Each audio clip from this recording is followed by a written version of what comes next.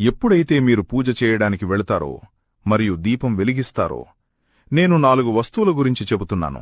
మీరు దీపం వెలిగించేటప్పుడు వాటిని దీపంలో వెయ్యాలి. అలా చేస్తే మీ జీవితంలో ఎంత మార్పు వస్తుందో మీకు అర్థమవుతుంది. ఉదాహరణకు, ఎప్పుడైతే మీరు దీపం వెలిగిస్తారో కొంచెం బియ్యం వెయ్యండి.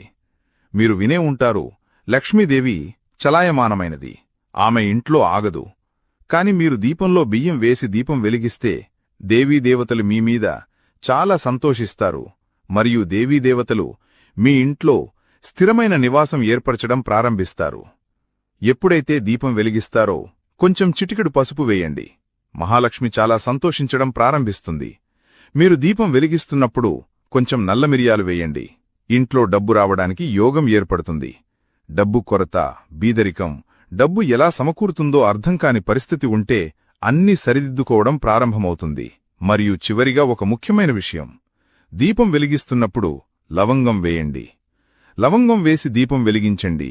మీ ఇంట్లో ఎంత నెగటివిటీ ఉన్నా, నకారాత్మకత, జాదూటోన, చెడు శక్తులు, వ్యాధులు, డబ్బు ఖర్చు చేసినా వ్యాధి తగ్గకపోవడం, రోజూ ఎవరో ఒకరు అనారోగ్యంతో బాధపడుతూ ఉండడం, ఇవన్నీ తొలగిపోతాయి.